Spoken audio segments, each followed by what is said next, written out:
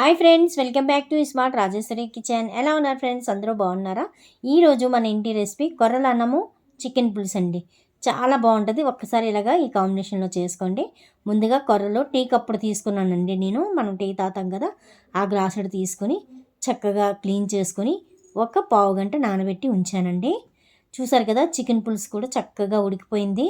ఈ వీడియో మన ఛానల్లో ఉంది. మీకు కావాలి అనుకుంటే ఛానల్లోకి వెళ్ళి వీడియో చూడండి ఫ్రెండ్స్. అలాగే ఇప్పుడు కొర్రలు నానబెట్టినవి స్టవ్ మీద పెట్టానండి. ఒక గ్లాసు కొర్రలకి 3 గ్లాసులు వాటర్ వేసుకోండి. అంటే ఇందులో గింజ వస్తుంది కదండి, అది కావాలంటే 3 గ్లాసులు వేసుకోండి. లేదంటే 2 గ్లాసులు అయితే చక్కగా వాటర్ సరిపోతుంది, చక్కగా ఉడికిపోద్దండి. కుక్కర్లో అయినా వండేసుకోవచ్చు. ఇలా వండుకుంటే గింజ వస్తుంది కదండి, నేను ఇలా వండాను. ఇప్పుడు ఏదైనా జ్యూస్ జాలి ఉంటుంది కదండి, దాంట్లో వడగట్టేస్తే చక్కగా వాటర్ అంతా పోద్ది.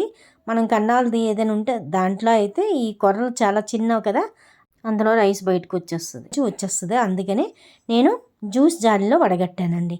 వడగట్టేసిన తర్వాత మనం ఏ గిన్నెలతో వండామో మళ్ళీ అందులోకి వేసేసి ఒక్కసారి మళ్ళీ స్టవ్ వెలిగించి సిమిల్లో పెట్టేసి ఆ గిన్నెకి ఒక్క 5 నిమిషాలు వేడి చేయండి.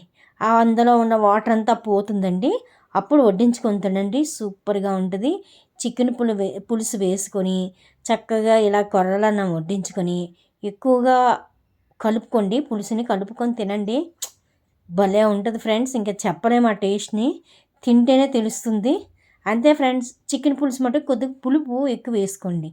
అప్పుడే ఆ పులుపుకి కొద్దిగా మన కొర్రలన్నం చప్పగా ఉంటుంది కాబట్టి టేస్ట్గా ఉంటుంది. ఆ పులుపుకి చప్పదనానికి చక్కగా సరిపోతుందండి. ఎక్కువ వేసుకొని కలుపుకొని తినండి ఫ్రెండ్స్. అబ్బాబ్బా, ముద్దకి ముక్క పెట్టుకొని తింటే ఉంటుంది. Wow wow అనవలసిందే.